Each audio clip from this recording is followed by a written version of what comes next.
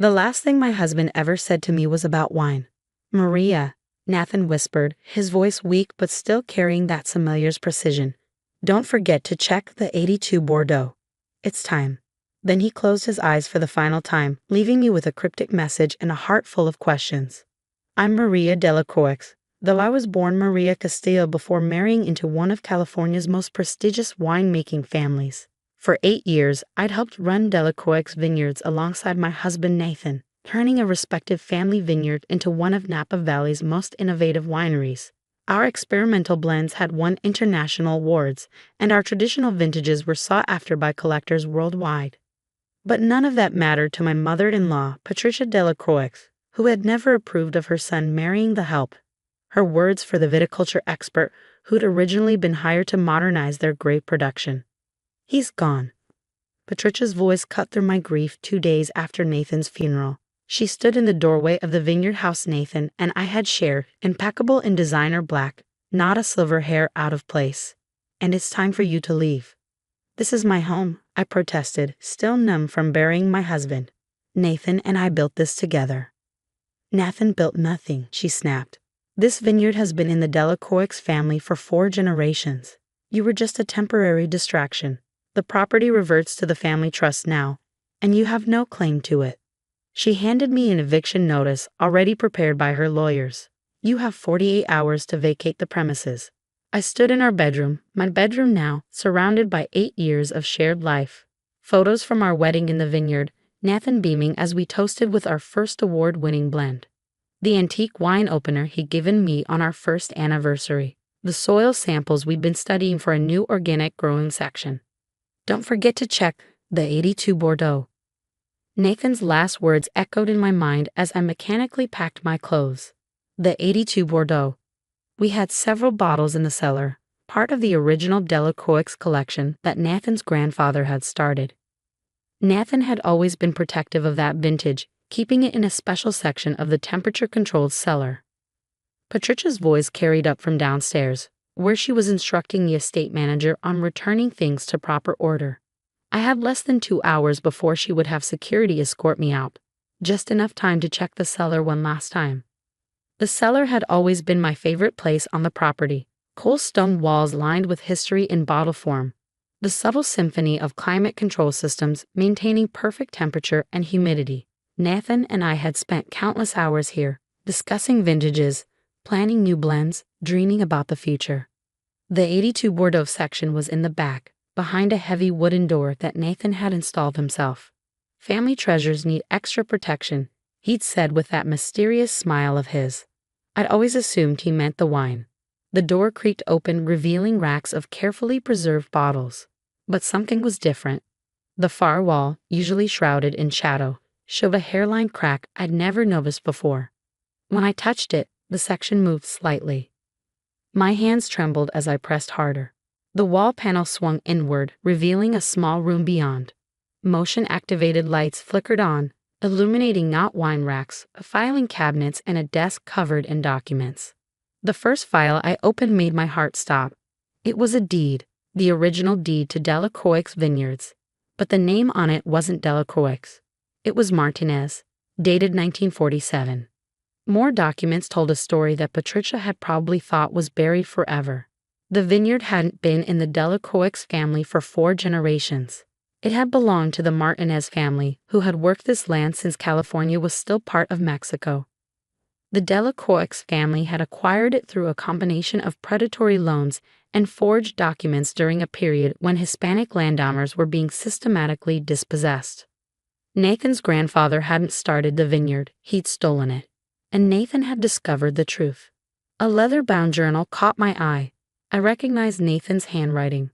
My grandfather's sins weigh heavily on me. The Martinez family lost everything, their land, their legacy, their place in the valley. When I discovered the truth in these documents, I knew I had to make it right. Maria doesn't know yet, but her grandmother's maiden name was Martinez. She's the last living heir of the original owners. I've updated my will to return the vineyard to its rightful family through her. Mother will fight it, of course. But there's more. The journal entry was dated just 3 weeks ago. My hands shook as I read on. Discovering that Nathan had spent years secretly documenting everything. The real history of the vineyard. The truth about the family trust. The legal framework for restoring the property to its rightful heirs. Maria, Patricia's voice echoed from upstairs. Security will be here in 20 minutes. I quickly photographed every document with my phone, then reached for the 82 Bordeaux that Nathan had been so insistent about.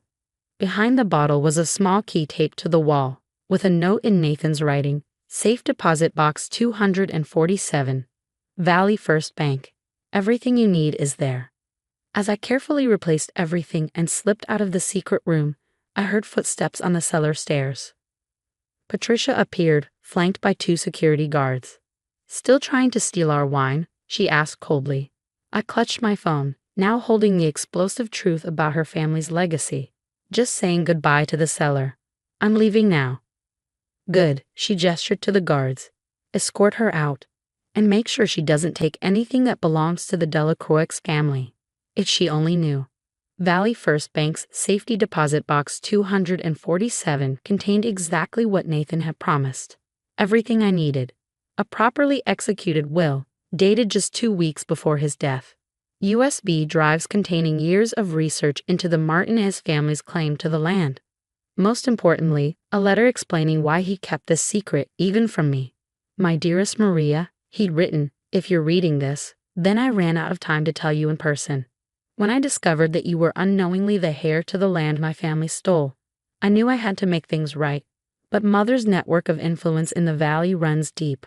I needed to ensure everything was legally bulletproof before revealing the truth. The irony of falling in love with and marrying the very person to whom we owed restitution wasn't lost on me. Perhaps fate has a sense of justice after all. I took the documents to Elena Torres, a lawyer friend who had helped Hispanic families recover stolen property before. Her eyes widened as she reviewed Nathan's research. This is incredible, she said, spreading the papers across her desk.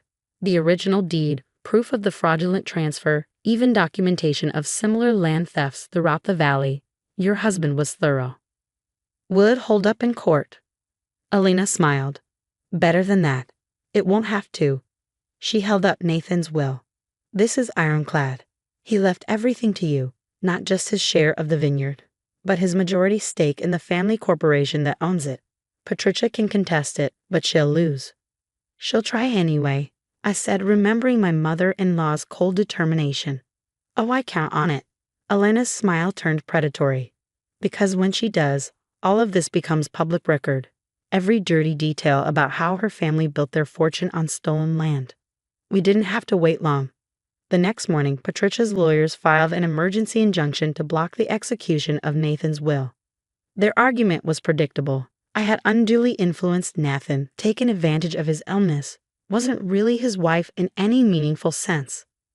What they didn't expect was our counterfiling, a detailed history of the Delacroix vineyard's true ownership, complete with documentation that would spark a PR nightmare for the valley's elite families. The hearing was set for Friday morning. Patricia arrived at the courthouse looking confident, flanked by 3 expensive lawyers. Her expression when she saw me sitting with Elena could have curdled wine. This is a simple matter, Your Honor, her lead attorney began.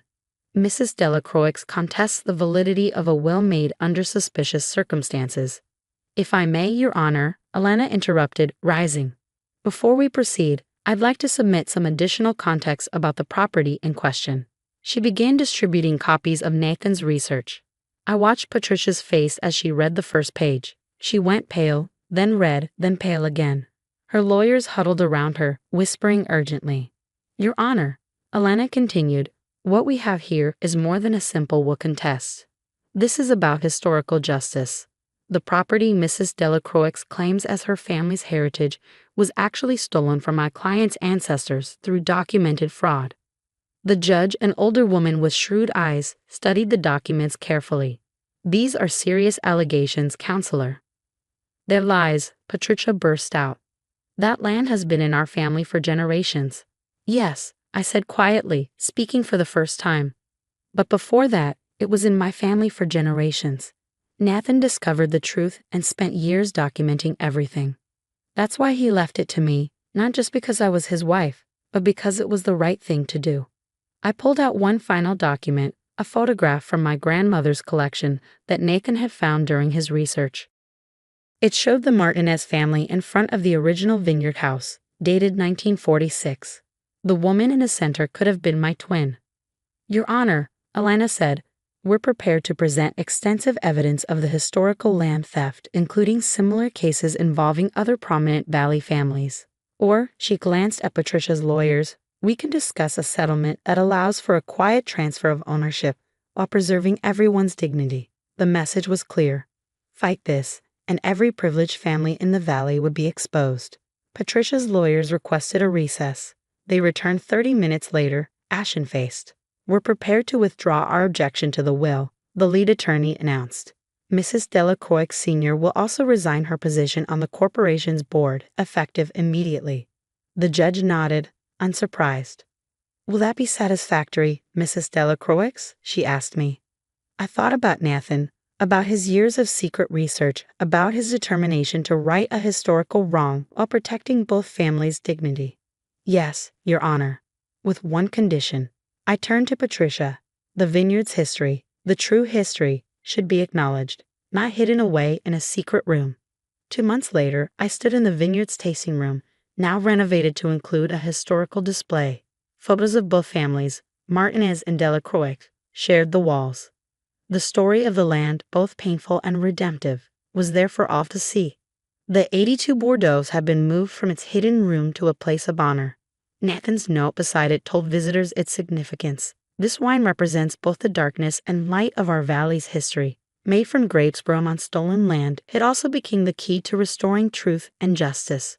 We honor both families' contributions to this vineyard's legacy. Patricia hadn't returned to the vineyard since the hearing, but she'd sent a letter that surprised me with its humanity. Maria, I spent my life protecting a lie I didn't even know was a lie. Nathan was braver than I ever was. He faced the truth and tried to make it right. The vineyard is where it belongs now. Make it something both families can be proud of. I did. The first vintage produced under my full ownership was a blend I called Dos Familias, 2 families. The label featured both the Martinez and Delacroix family crests, with a simple statement, truth, like wine, gets better with age. It won Best in Show at the Valley's annual wine competition. The secret room behind the 82 Bordeaux is still there, but it's not secret anymore.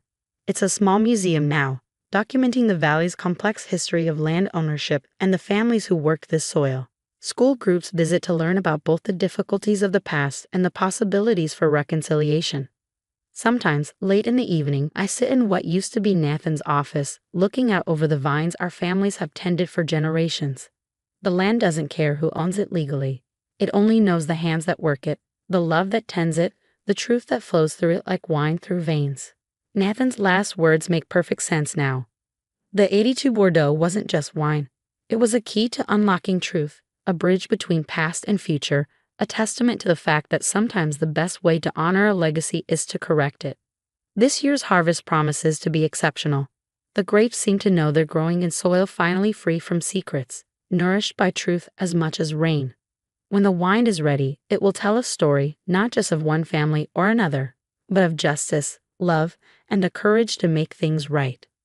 And somewhere, I like to think, Nathan is smiling.